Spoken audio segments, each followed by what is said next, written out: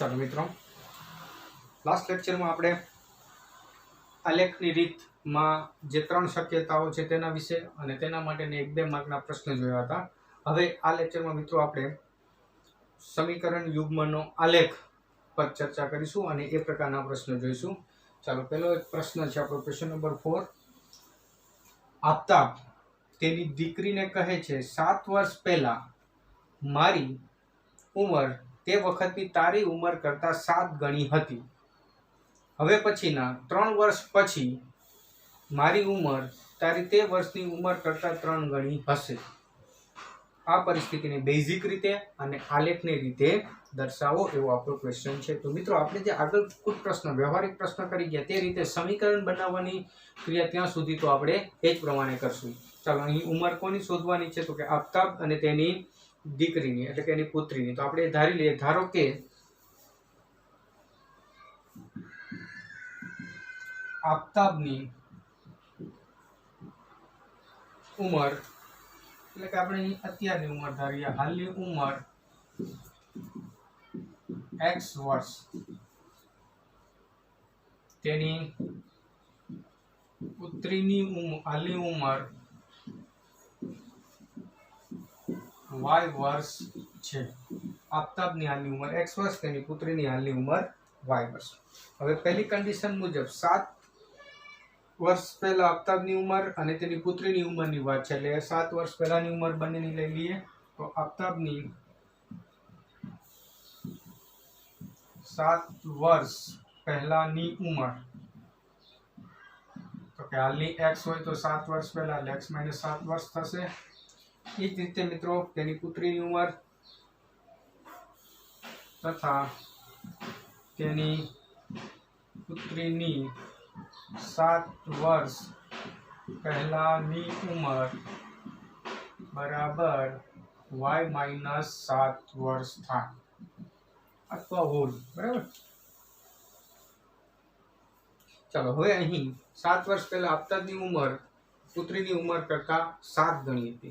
परिस्थिति 1 प्रमाणे अहीं ए आपणे लखવું પડશે કે 7 वर्ष पहला मारी, मारी એટલે કોના માટે શબ્દ અહીં જે બોલનાર છે તો કે आफ्ताब, એટલે 7 वर्ष पहला आफ्ताबनी उमर पुत्रीनी उमर करता, तारी એટલે पुत्रीनी उमर करता 7 गणी हती। बराबर, ए रीते આપણે જો સેન્ટેન્સ લખીએ મિત્રો અહીં તો 7 वर्ष पहला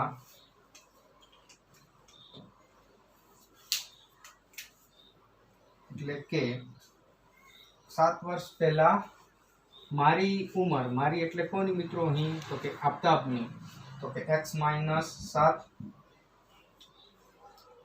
तारी उमर करता, तारी એટલે કોની તેની પુત્રીની ઉમર એટલે કે y - 7 करता કેટલા ગણી હતી તો કે 7 ગણી એટલે ગુણ્યા 7, બરાબર। એટલે આ પરિસ્થિતિ 1 પ્રમાણે સ્થિતિ 1 મુજબની વાત કરી આપણે।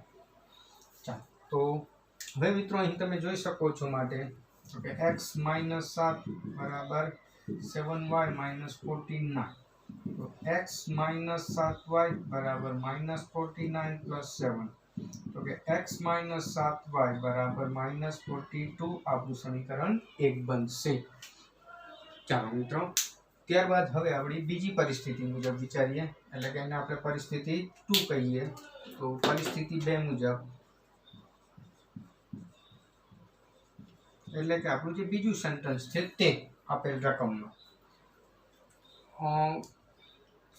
હવે પછીના 3 વર્ષ પછી, એટલે બોલનાર વ્યક્તિ ફરીથી आफ्ताब છે કે હવે પછીના 3 વર્ષ પછી મારી ઉંમર તારી તે વખતની ઉંમર, એટલે કે અહીં મારી એટલે કે आफ्ताबની, તારી એટલે તેની પુત્રીની 3 વર્ષ પછીની ઉંમરની વાત છે। તો એ બંને આપણે લખવી પડશે। તો કે आफ्ताबની 3 વર્ષ પછીની ઉંમર बराबर तो के x + 3 वर्ष, तेनी पुत्रीनी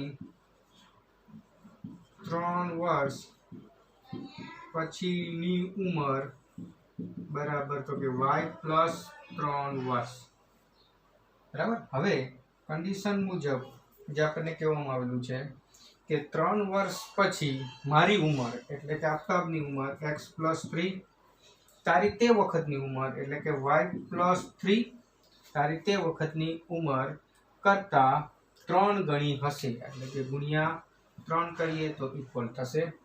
તો માટે આ જે સમીકરણ છે એમાં કંઈક આવી રીતે થશે x+3 બરાબર 3y + 9 એટલે કે x - 3y બરાબર 9 - 3 એટલે કે x - 3y બરાબર 6. આ આપણું સમીકરણ 2 બનશે મિત્રો. ચાલો હવે સમીકરણ 1 અને 2 એ આપેલ પ્રશ્નનું જે બેઝિક છે એ બેઝિક પરિસ્થિતિ દર્શાવે છે બરાબર. એટલે અહીં આપણે આન્સર એવો લખી શકીએ સમીકરણ 1 અને 2 એ બેઝિક પરિસ્થિતિ રજૂ કરે છે.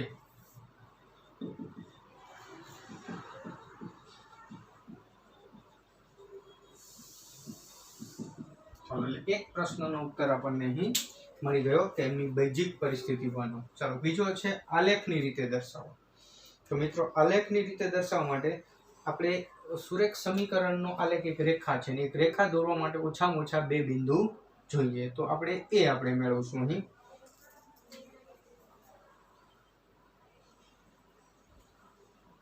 ચાલો પહેલું સમીકરણ અહીં x - 7y equal to -42. એના પર આપણે x ને કરતા બનાવીએ તો 7y - 42 બરાબર મિત્રો. તો આના માટે આપણે અહીં એક સમીકરણ યુગ્મ પરથી ઓછામાં ઓછા 2 આપણે આ પહેલો પ્રશ્ન છે તો કોઈક 3 બિંદુ મેળવ્યું. હવે આ સિમ્પલ સમીકરણ છે. હવે આપણે આલેખમાં દોરવાનું છે એટલે મિત્રો જેમ બને તેમ રેન્જ ઓછી લેવી એ પ્રમાણેનો પ્રયાસ કરીએ. તો અહીં આપણે વિચારી શકીએ કે આનું વેલ્યુ 7 છે તો 1 લેવા જઈએ તો આંકડો 35 આસપાસ બહુ મોટો પડશે. એટલે આપણી સરળતા ખાતર જો તમે અહીંયા 5 મૂકો તો 7 × 5 = 35 એટલે લગભગ 7 જેવો ગેપ રહેશે. એટલે આપણે 5, 6 અને 7 y બરાબર કેટલા મૂકીને વિચારી જોઈએ તો કે 5, 6 અને 7 એટલે નિયરલી ઇક્વલ ટુ તે જ પ્રમાણે આપણે આવી શકીએ. તો y બરાબર અહીંયા 5 લઈએ મિત્રો તો 7 × 5 = 35 35 - 42 એટલે કે -7. y બરાબર 6 લઈએ મિત્રો તો 6 × 7 = 42 - 42 એટલે 0. y બરાબર 7 તો 7 × 7 = 49 - 42 એટલે 7. મિત્રો આ ગણતરી મૌખિક ન ફાવે તો અહીં 7y એક ઉદાહરણ તમને આપું. ફોર એક્ઝામ્પલ આ રીતે તમે કરી શકો કે x બરાબર 7y - 42 માં y બરાબર 5 લેતા તો તમને અહીં 7 / 5 - 42 એટલે કે 35 - 42 એટલે કે -7. આ રીતે તમે 6 માટે 7 માટે કિંમત શોધીને લખી શકો અને મૌખિક ફાવે તો પણ એ પણ ચાલશે. ચાલો મિત્રો હવે આપણું આ બીજું આ પહેલા સમીકરણના 3 બિંદુ મળી ગયું જેને આપણે આલેખમાં નિરૂપણ કરી અને એક રેખા દોરી શકશું. એ જ રીતે હવે આપણું બીજી પરિસ્થિતિ છે તે મુજબ આપણે વિચારીએ તો બીજું સમીકરણ જે છે આપણું x - 3y = 6 એના પરથી x બરાબર 3y + 6. ચાલો હવે અહીંયા પણ આપણે ઓછામાં ઓછા 3 બિંદુ જોઈએ છે. તો અહીં y ની વેલ્યુ પરથી જ x ની મળે. તો અહીં પણ તમે જોઈ શકો છો કે પ્લસ હોવાથી જેમ બને તેમ y ની વેલ્યુ ઋણમાં લેશું તો આપણે સરળતા પડશે. તો અહીં આપણે વિચારી લઈએ જો 1 લેવા જાય 1, 2, 3 કોઈ બી લઈ શકાય પણ 1 લેશું તો 9, 2 લેશું તો 3, 2, 6 ને 6 12 એટલે આપણે માઇનસમાં વિચારીએ તો 0, -1, -2 તો વેલ્યુ થોડીક નાની બાકી લઈ શકાય કોઈ પણ કિંમત. ચાલો તો અહીં તમે જોઈ શકો છો -2 મૂકીએ તો -6 + 6 0 થશે. -1 તો કે 3 × -1 -3 6 + -3 એટલે કે 3 અને 0 લેશું તો 6 મળશે. બરાબર મિત્રો. આનું નિરૂપણ આપણે આલેખમાં કરીને આપણે એનો આલેખ મેળવી શકીશું. મિત્રો આ જે પોર્શન છે બરાબર એ તમારે ગ્રાફ બુકમાં એક લીટી વાળું પેજ એક ગ્રાફ વાળું પેજ તો આપણે એક ગ્રાફ વાળા પેજમાં લખવાનું થશે. બાકીનો ભાગ આપણે ગ્રાફમાં જોશું.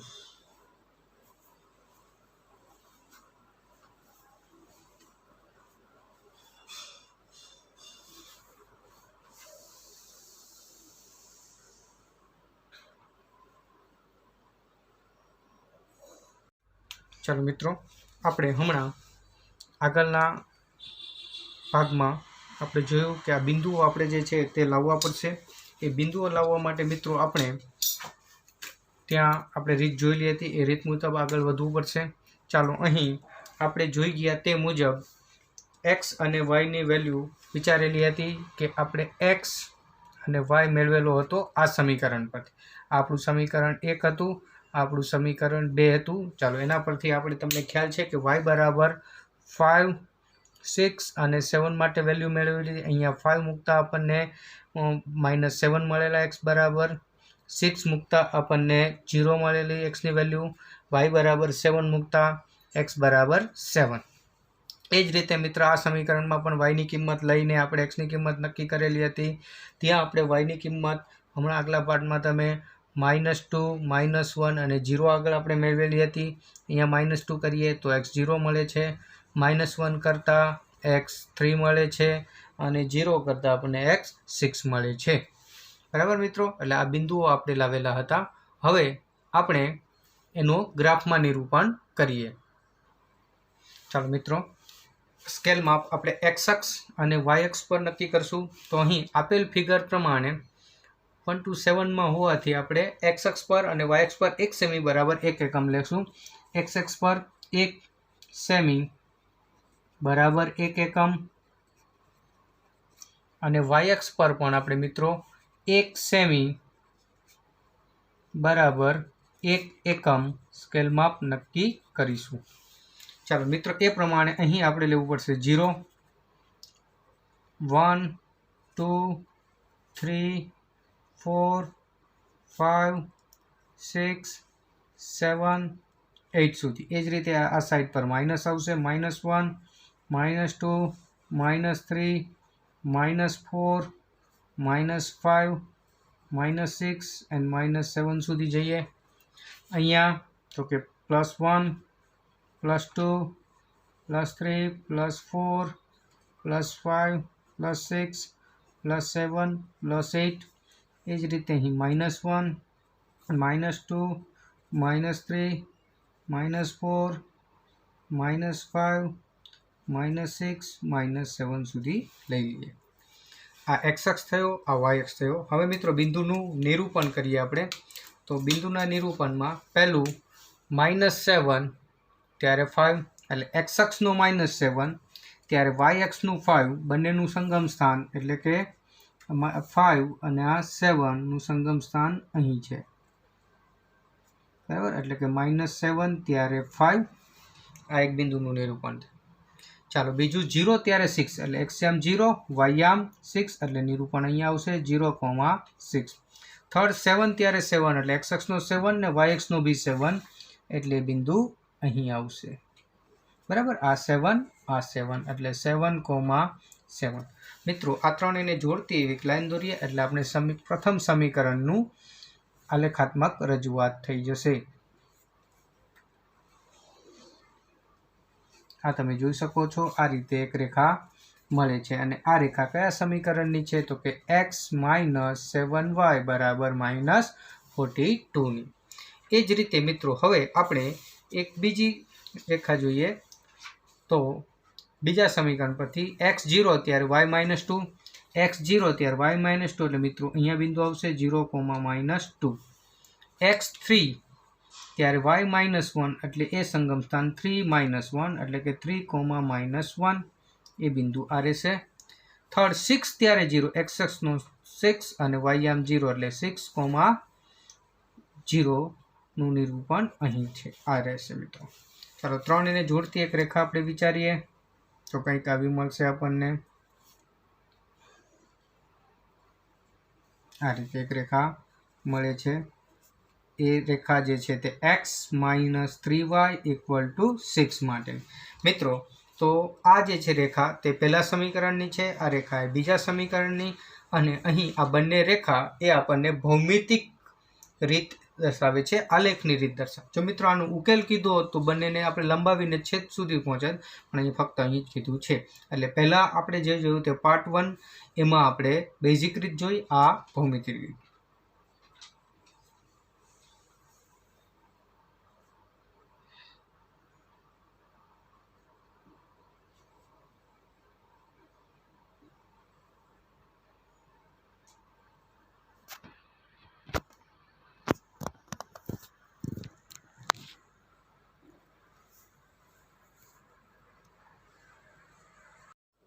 ચાલો મિત્રો ક્વેશ્ચન નંબર 5 જોઈએ.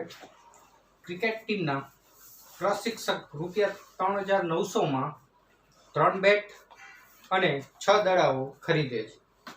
પછી તે બીજું તે જ પ્રકારનું 1 બેટ અને તે જ પ્રકારના વધુ 3 દડાઓ 1,300 માં. એટલે કહેવાનો અર્થ એવો કે 3 બેટ ને 6 દડાઓ ₹3,900 માં અને 1 બેટ અને 3 દડા ₹1,300 માં ખરીદે. આ પરિસ્થિતિને આગળ મુજબ બેઝિક તેમજ ભૌમિતિક રીતે દર્શાવવાનું છે. ચાલો મિત્રો, પહેલા તો આપણે સમીકરણ યુગમાં રચવું પડશે. અહીં 1 બેટ અને 1 દડાની કિંમત આપણે ધારી લઈએ. ધારો કે 1 બેટની કિંમત ₹x છે અને 1 દડાની કિંમત ₹y છે. મિત્રો અહીં 1 બેટ અને 1 દડાની કિંમત આપણે ધારી લીધી છે.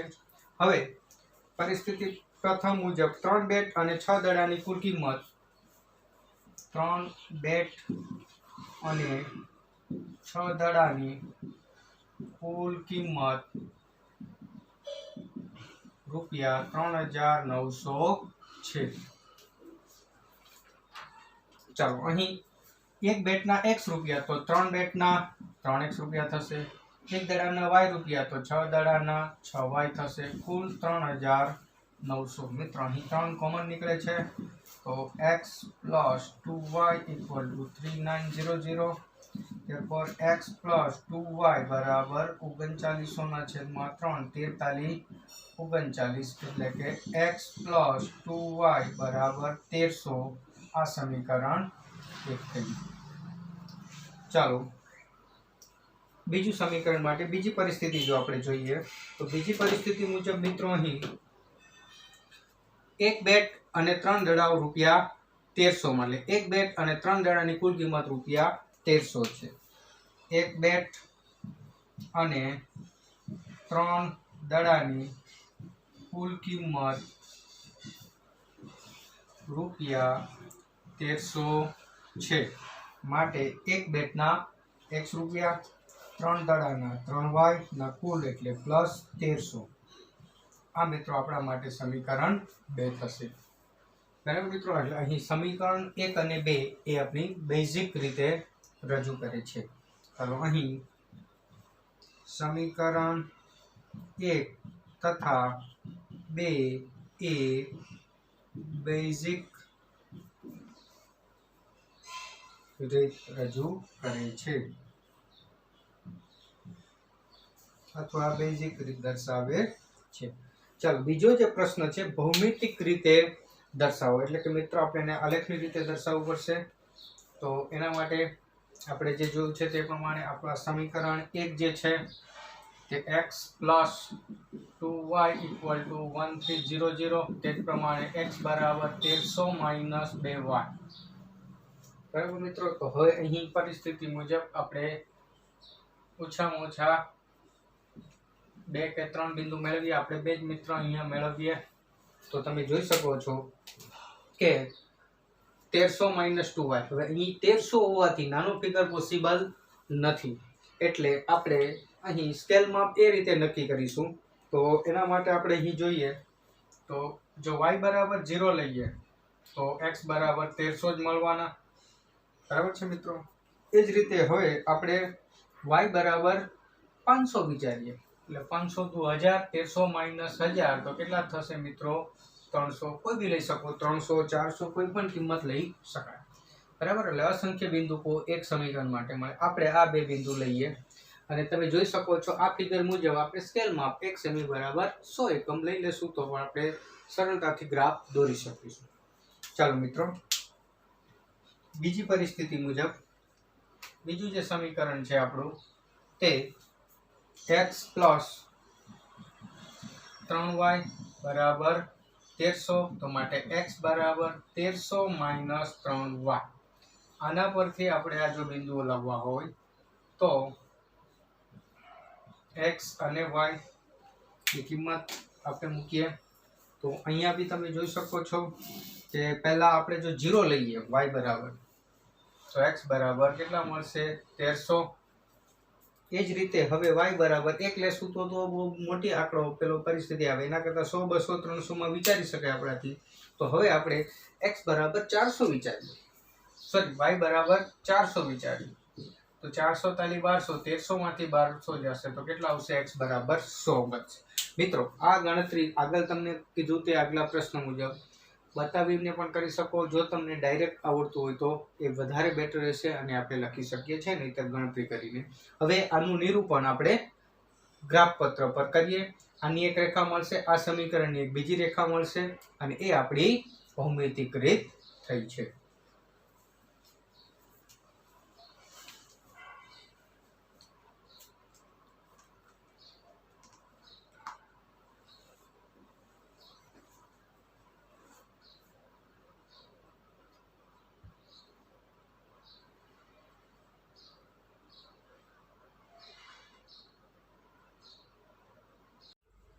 ચાલો મિત્રો, નેક્સ્ટ ક્વેશ્ચન 5 નું જે આપણે આગળ કરીએ. તો નેક્સ્ટ સ્ટેપ એનું જે આલેખાત્મક રજૂઆત. તો અહીં પહેલું સમીકરણ આપણે x પ્લસ 2y પ્લસ 1300 મેળવેલું હતું. એના પરથી આપણે yની વેલ્યુ પરથી xની વેલ્યુ નક્કી કરેલી. તો yની વેલ્યુ આપણે 0 અને 500 લીધેલી. x અને y બરાબર 0 અને y બરાબર 500. y બરાબર 0 મૂકીએ ત્યારે x 1300 મળશે. y બરાબર 500 એટલે 500 2000, 1300 માઇનસ 1000 એટલે 300 મળે છે. એ જ રીતે આ સમીકરણમાં પણ આપણે બે વેલ્યુ નક્કી કરેલી. y બરાબર x અને y માટે y0 લઈએ ત્યારે x આપણને 1300 મળે. y 100 200 300 કોઈ પણ લઈ શકાય. અહીં આપણે 400 વિચારેલું ત્યારે આપણને x કેટલો મળેલો? 100 મળેલો હતો. મિત્રો એનું આપણે નિરૂપણ કહીએ. પણ અહીં 1 2 3 લેવા જઈએ મિત્રો તો સ્કેલ માપ પેલો અગત્યનો બને. તો સ્કેલ માપ માટે અહીં આપણા માટે x અક્ષ પર અને y અક્ષ પર 1300 સુધી જવાનું હતું હોવાથી આપણે બંને જગ્યા પર આપણી સરળતા કાટે 1 સેમી બરાબર 500 એકમ લઈશું. સ્કેલ માપ મિત્રો અહીં x અક્ષ પર 1 સેમી બરાબર 500 એકમ. એ જ રીતે y અક્ષ પર પણ 1 સેમી બરાબર 500 એકમ આપણે વિચારીએ. મિત્રો અહીં સ્કેલ માપ આપેલ આંકડા પરથી આપણે લેવાનું આવશે. એટલે 500 લેવાનું હોવાથી અહીં આપણા માટે 0 તો ફર્સ્ટ બિંદુએ 500, સેકન્ડ 1000, થર્ડ એ 1500. એ જ રીતે અહીં 0 -500, -1000, -1500. એ જ રીતે મિત્રો અહીં પણ 500, અહીં 1000, અહીં 1500. એ જ રીતે મિત્રો અહીં -500, -1000, -1500 થઈ શકે. 100 200 300 એવું બી તમે લઈ શકો. 200 400 એવું પણ આપણે લઈ શકીએ. પણ અહીં આપણી સરળતા માટે આપણે 500 લીધું છે. મિત્રો તો હવે આપણે વિચારીએ છીએ તે મુજબ x બરાબર 0 પહેલા ગ્રાફને પહેલા સમીકરણ મુજબ y0 ત્યારે x 1300 એટલે 1000, પછી 1100 1200 1300 ત્રીજી લાઈન થશે મિત્રો અહીં. અને y0 હોવાથી બિંદુનું નિરૂપણ અહીં જ આવશે 1300,0.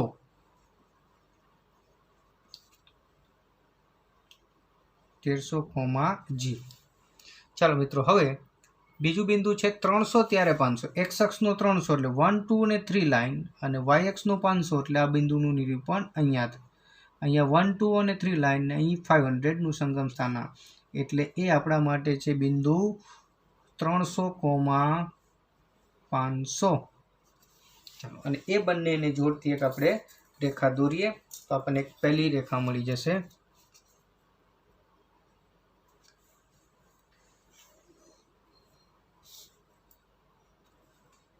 મિત્રો આ જે રેખા છે તે કયા સમીકરણની છે? તો કે x plus 2y equal to 1300. ચાલો, બીજું સમીકરણ પરથી બીજી એક રેખા. તો x 1300 ત્યારે y0 એટલે કે બિંદુ સેમ આ થશે 1300,0. ચાલો, હવે 100 ત્યારે 400. x અક્ષનો 100 એટલે કે અહીં જ પહેલું થશે. ત્યારે y અક્ષનો 100 એટલે બિંદુ અહીં y અક્ષનો 400 છે એટલે મિત્રો આ બિંદુ અહીં આવશે. બરાબર, એ બિંદુ આપણું અહીં જે છે તે કયું છે? તો કે 100,400. અને એ બંને બિંદુને જોડીએ તો આપણને એક રેખા મળી શકે કંઈક આ રીતની.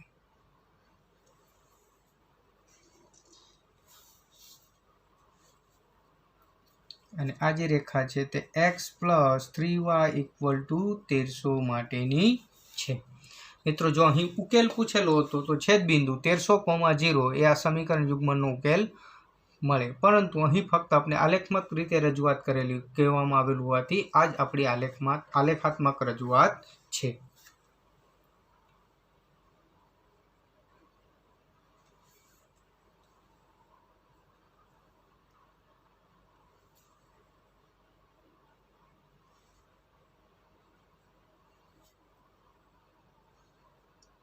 બરાબર, આ રીતે તમે તમારા ગ્રાફ બુકમાં દોરી શકશો. મિત્રો આપણે જે બોર્ડ વર્કમાં જે બિંદુ લાવેલા છે તે પ્રમાણે લીટીવાળા પેજમાં લખવાનું રહેશે. આ ગ્રાફ પેજમાં અહીંયા ટોટલ વસ્તુ આપણે પેન્સિલથી કરીશું. ચાલો મિત્રો નેક્સ્ટ ક્વેશ્ચન નંબર 6 જોઈએ. એક દિવસે 2 કિગ્રા સફરજન અને 1 કિગ્રા દ્રાક્ષની કુલ કિંમત ₹160 હતી. એક મહિના પછી 4 કિગ્રા સફરજન અને 2 કિગ્રા દ્રાક્ષની કિંમત ₹300 હતી. તો આ પરિસ્થિતિની બેઝિક અને ભૌમિતિક રીતે દર્શાવો. મિત્રો આપણે તો અહીંયા ગણશું, પણ મારું એવું કહેવું છે કે આ પ્રશ્ન તમે જાતે બી સોલ્વ કરી શકો આગળના 2 પ્રશ્ન મુજબ. એટલે પહેલાં જાતે પ્રયત્ન કરજો અને પછી આ વિડીયો લેક્ચર સાથે તમે એને સોલ્યુશન મેચ કરશો તો ચોક્કસથી તમારો આન્સર સાચો આવશે. ચાલો આપણે અહીંયા ગણીએ. તો ધારવું પડશે, અહીં જે ધારવાનું છે તે શું થશે મિત્રો? તો કે સફરજન અને દ્રાક્ષની કિંમત, પરંતુ કેટલી? તો કે 1 કિગ્રા સફરજનની કિંમત ભાવ અને 1 કિગ્રા દ્રાક્ષની કિંમત આપણે ધારવી પડશે. એટલે ધારો કે 1 કિગ્રા સફરજન નો ભાવ અથવા કિંમત ₹x તથા 1 કિગ્રા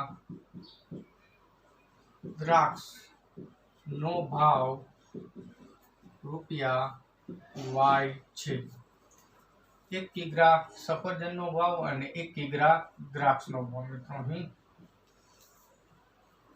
ધારી લીધો છે આપણે. ચાલો પહેલી પરિસ્થિતિ મુજબ મિત્રો તમે અહીં જોઈ શકો છો કે 2 કિગ્રા સફરજન અને 1 કિગ્રા દ્રાક્ષની કુલ કિંમત 160. એટલે 2 કિગ્રા સફરજન અને 1 કિગ્રા દ્રાક્ષની કિંમત ₹160 છે.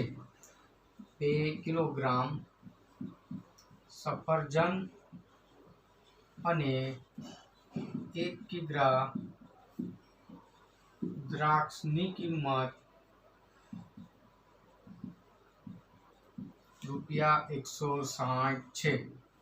2 કિગ્રા સફરજન અને 1 કિગ્રા દ્રાક્ષની કિંમત ₹160 છે. તો માટે 2 કિગ્રા સફરજન, 1 કિગ્રા સફરજનનો ભાવ x તો 2 કિગ્રાનો 2x થશે. 1 કિગ્રા દ્રાક્ષનો ભાવ y તો 1 કિગ્રા દ્રાક્ષ છે એટલે કે y રૂપિયાના કુલ એટલે સરવાળો 160 થશે. આ આપણું સમીકરણ 1 બનશે. ચાલો બીજી પરિસ્થિતિ મિત્રો, અહીં બીજી પરિસ્થિતિમાં આપણે જે કહેવામાં આવેલું છે તે પ્રમાણે તો કે કેટલું લેવાનું છે? તો કે 1 મહિના પછી 4 કિગ્રા સફરજન અને 2 કિગ્રા દ્રાક્ષની કુલ કિંમત ₹300 છે. 4 કિગ્રા સફરજન અને 2 કિગ્રા દ્રાક્ષની કિંમત ₹300 છે. 2 કિગ્રા સફરજન અને 4 કિગ્રા સફરજન અને 2 કિગ્રા દ્રાક્ષની કુલ કિંમત ₹300 છે. 1 કિગ્રા સફરજનના x તો 4 કિગ્રાના 4x થશે. 1 કિગ્રા દ્રાક્ષના y તો 2 કિગ્રા દ્રાક્ષના 2y, કુલ 300 એટલે બરાબર 300.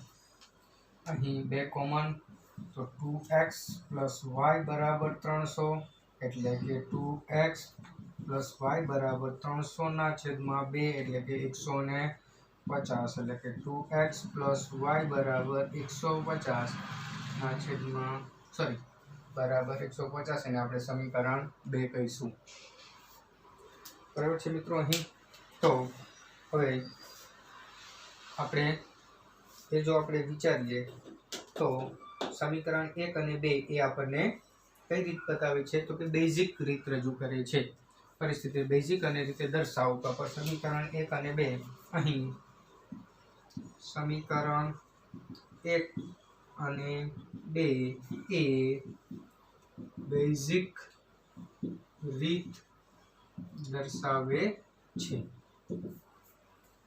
ભાવ શોધવાનો કહેતો હોય તો મિત્રો આપણે આનો ઉકેલ કોઈ બી સમીકરણ યુગ્મનો જે આગળની કોઈ બી રીતથી આપણે એને મેળવી શકીએ. અહીં ફક્ત રજૂઆત કરવાની કીધી છે એટલે આપણે આ ત્રણ પ્રશ્નો ક્વેશ્ચન 4, 5 અને 6 માં સમીકરણ બનાવીને મૂકી દીધેલું છે. ચાલો હવે એનો આલેખથી ઉકેલ મેળવવો છે તો પહેલા આપણે બિંદુઓ લાવવા પડશે. તો એ બિંદુઓ માટે આપણે જોઈએ તો પહેલું જે સમીકરણ છે 2x plus y equal to 160, तो y equal to 160 minus 2x. ચાલો તો એ બિંદુ જો આપણે લાવવાના હોય x અને y તો એ બિંદુ આપણને જે મળશે તે અહીંયા આપણે આપણી સરળતા માટે અહીં પણ નાના આંકડામાં રૂપાંતર મુશ્કેલ હોવાથી આપણે 160 છે તેને ધ્યાનમાં લઈએ તો x ની વેલ્યુ નક્કી કરવાની એને અનુરૂપ y તો કોઈ બી લઈ શકાય પણ આપણે અહીંયા સિમ્પલ એની નજીક જવાની ટ્રાય કરીએ તો પહેલા x બરાબર 50 વિચારીએ તો મિત્રો તો x બરાબર જો 50 લેશું કેમ કે અહીંયા x આ બાજુ છે y ની કિંમત એના પરથી નક્કી કરવાની એટલે x 50 લઈએ તો 50 દો 100 160 માંથી 100 એટલે કેટલા રહેશે 60. x બરાબર 60 બી લઈ શકાય પણ આપણે 70 લઈએ તો 70 દો 140 160 માંથી 140 એટલે કેટલા વધશે y બરાબર 20 વધશે. બરાબર એટલે કોઈ બી 70 80 60 કોઈ બી આંકડો આ બાજુ x બરાબર 40 બી તમે લઈ શકો છો. ચાલો આ પહેલી કન્ડિશન થઈ મિત્રો. હવે બીજું સમીકરણ જે છે 2x plus y equal to 150. ચાલો એના પરથી આપણે y ને કરતા બનાવીએ તો y equal to 150 minus 2x. 150 minus 2x ની પરિસ્થિતિને ધ્યાનમાં લઈએ તો આપણે તો x બરાબર અહીં પણ આપણે કોઈ પણ ફિગર લઈ શકીએ.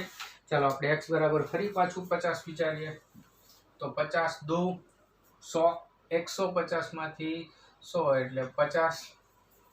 x બરાબર 70 લઈએ પાછું તો 70 દો 140 150 માંથી 140 એટલે y બરાબર કેટલા મળશે 10. કોઈ બી આંકડો લઈને આપણે રેખા દોરવા માટે ઓછામાં ઓછા બે બિંદુ જોતા હોવાથી આપણે બે લીધા છે અને આ બિંદુથી આપણે ગ્રાફનું નિરૂપણ કરીએ.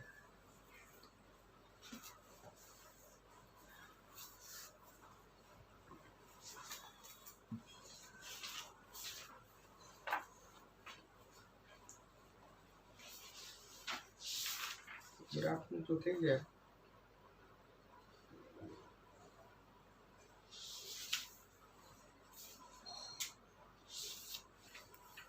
ચાલો મિત્રો આ બીજા પાર્ટમાં આપણે બિંદુઓ જે લાવેલા આપણે x અને y અહીં મિત્રો x પરથી y મેળવેલો x બરાબર આપણે 50 અને 70 માટે y મેળવેલું હતું x 50 ત્યારે આ 50 દુ 100 એટલે કે y આપણને 60 મળેલો x 70 એટલે આપણને y 40 મળેલો હતો મિત્રો.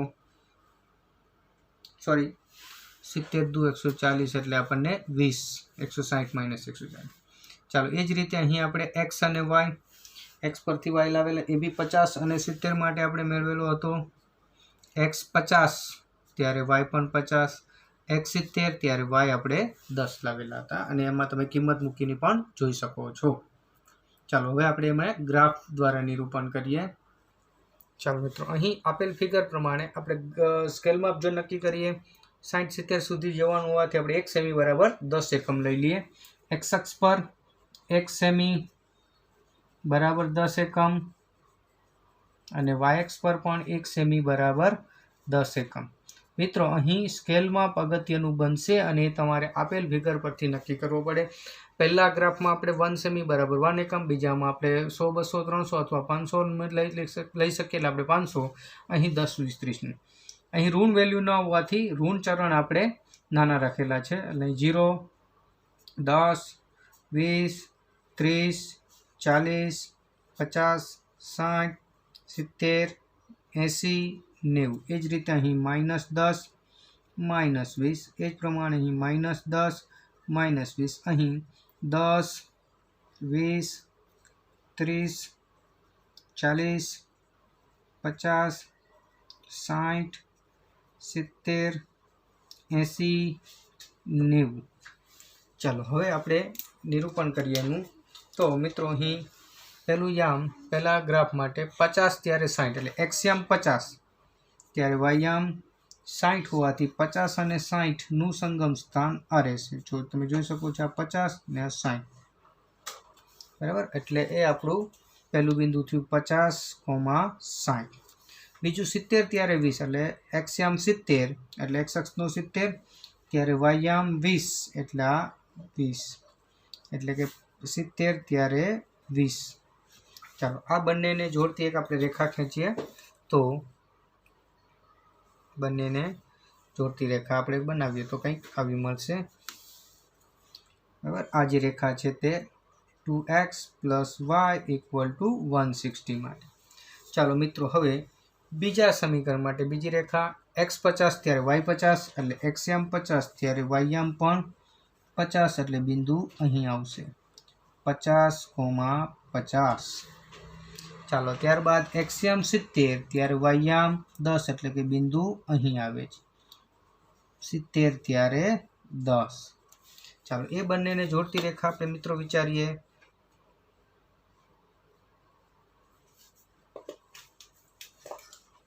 બંને બિંદુને જોડતી એવી લાઈન। તો મિત્રો જોઈ શકો છો કે પહેલી જે રેખા છે ને સમાંતર, અને એનું કારણ તમે સમજી શકો છો કે બંને સમીકરણમાં એક્સના સહગુણક 1 વાયનો પણ 1 પરંતુ અચળનો સરખો નથી એટલે કે સમીકરણ યુગ્મને ઉકેલ નથી એટલે આવી પરિસ્થિતિ બનેલી છે। એટલે આનું આલેખાત્મક રજૂઆત થઈ ક્વેશ્ચન નંબર 6ની।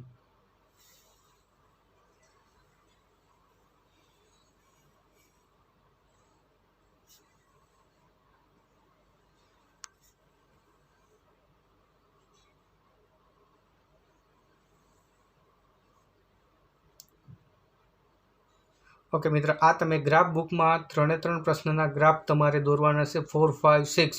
નેક્સ્ટ લેક્ચરમાં આપણે બીજા 3-4 ગ્રાફ જે છે તેના વિશે ચર્ચા કરીશું અને એ પણ તમારે દોરવાના રહેશે। અને ત્યાર મિત્ર સાથે સાથે એક ચેપ્ટર નંબર 15 પણ હવે ટૂંક સમયમાં ચાલુ થઈ ગયું હશે અથવા થશે। તમારે વિડીયો લેક્ચરની લિંક તમને મળી જશે બરાબર, એટલે મેડમ દ્વારા એ ચેપ્ટર પણ સ્ટાર્ટ થશે તો એનું પણ તમારે નોટબુક તૈયાર કરવાની રહેશે અને એ આંકડાશાસ્ત્ર છે એટલે એના સૂત્ર પણ તમારે યાદ રાખવાના રહેશે।